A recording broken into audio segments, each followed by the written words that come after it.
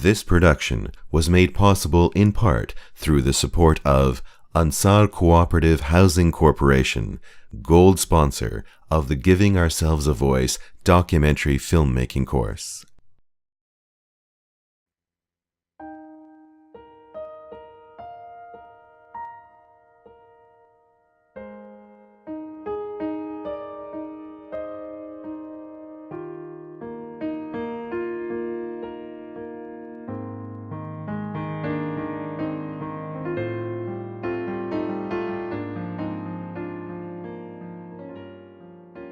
What really drew me to Islam was that I wanted a way to offer gratitude, or I wanted a way to be thankful for the life I had and the world I was in.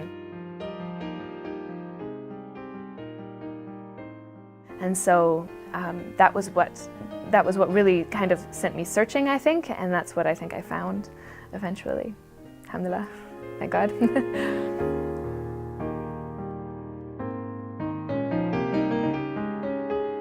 Some of my friends, I think, consider my conversion to be kind of a breaking point and refer to an old Lara and a new Lara.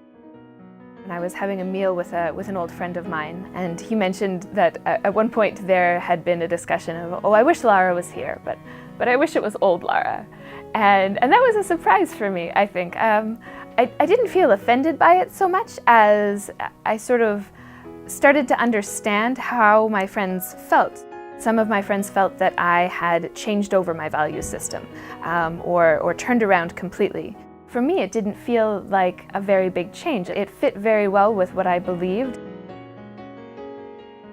I wore the hijab for about a year and a half, but I found that many of the people I met, especially in an academic context, were very not wary of me in that I was a threat, but again were very wary of speaking to me openly or even talking to me about dating or things they assumed I might disapprove of.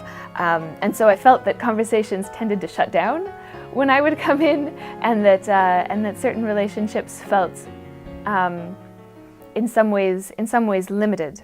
I decided quite recently, I think in September of 2011, I stopped wearing hijab.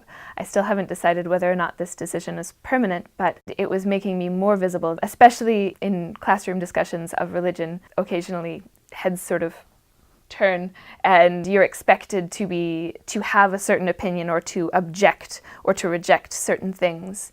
And I felt intellectually exposed in that way.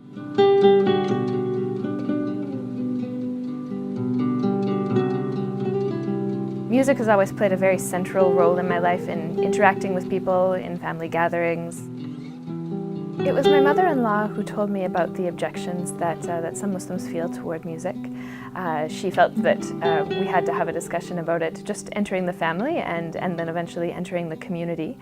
At the time, I think I felt quite nervous because I've taught piano for the last few years, and that's been an important part of my life, and so I felt that it was important to research more and to find a way to incorporate that into my life.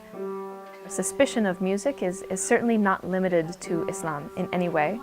I can remember when I was little being told that certain notes, certain intervals actually, one of them being I think a dominant seventh, were actually impermissible because they were considered the devil's harmonies. People should be thinking about negotiating these boundaries or these limitations all the time, and what kind of music brings us closer to the kind of life we want, to God, to spirituality, and what kind of music does nothing, what kind of music distracts us. But especially within Islam, I don't think that the options are limited. I think that so much vocal training and technique goes into Quran recitation. Also dhikr, various traditions like that. Which is remembrance of God, so chanting in most cases of the names of God, or various prayers. I don't think that we're limited. For the future, I don't think I'm very anxious now. I think things are kind of settling, but I do think it took a while for that to happen. I'm very much looking forward to the future, and I think 2012 will, inshallah, be exciting. And I'm very happy right now.